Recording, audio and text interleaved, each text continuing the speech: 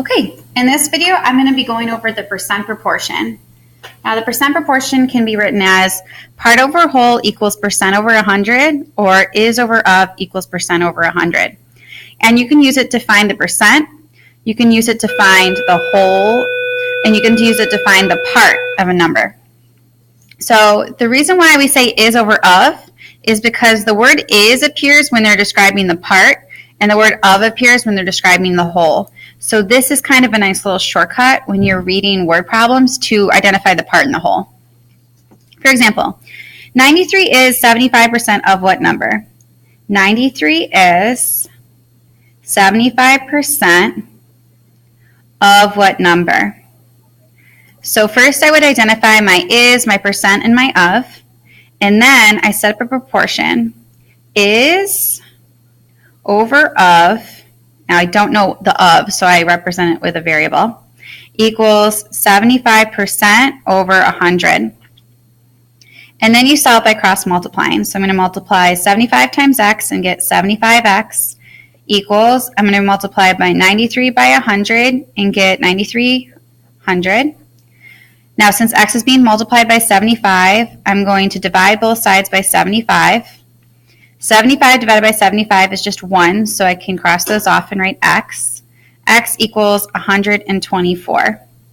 So what that means is 93 is 75% of 124. All right, next one.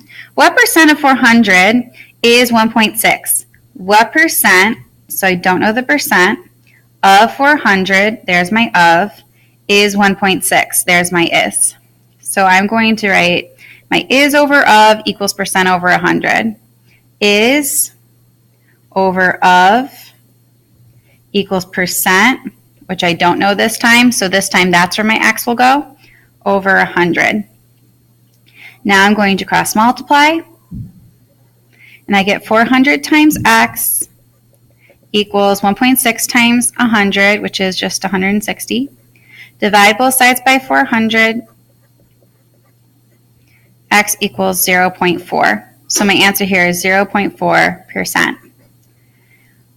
So 1.6 is 0.4% of 400. Okay, next one.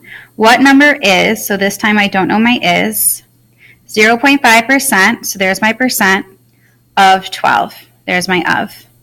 So I'm going to write a proportion. Is, I don't know, over of equals percent over 100. And then I go ahead and do my cross multiplication. So 100 times x is 100x equals 12 times 0.5 is 6. I divide both of my sides of my equation by 100. X equals 0.06.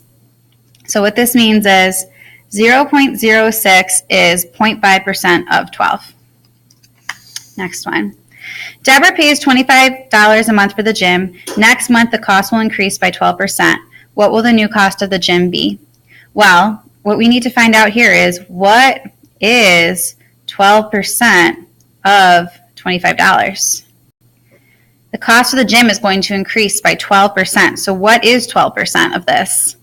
So what is, I don't know my is, 12%, I know my percent, of 25, I know my of. So I'm going to set up a proportion. Going to cross multiply.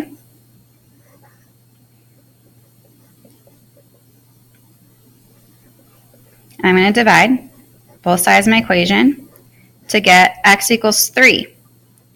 So if the cost increases by 12%, the cost is going to increase by $3. So what will the new cost of the gym be? Will it be the $25 you used to pay and a 12% increase, which we now know is $3. So the new cost is going to be $28. All right. Sam, Davis, and Jack are playing a basketball game. Davis scores 40% more than Jack. 40% more points than Jack. Sam scores 2 more points than Davis. If Jack scores 20 points, how many points does Sam score? So when there's a problem like this, what I would do is identify who you can build off of. Now they tell you Jack scores 20 points flat out. So we're going to build off of Jack. So Jack has 20 points. Now they're asking for Sam, and they say Sam scores 2 points more than Davis. So in order to find Sam, I'm going to have to find Davis first. And it says Davis scores 40% more points than Jack. So I need to know, what is 40% of 20? What is 40% of 20? So let's see. X over 20 is 40 over 100. Cross multiply. 100x equals 800. Divide by 100. X equals 8. So if they say Davis scored 40% more points than Jack, well, 40% more points than Jack is 8 points. So Davis scored 40% more than Jack, so he scored 20 points and the 40% more, so he scored 28 points. So now it says Sam scores 2 points more than Davis.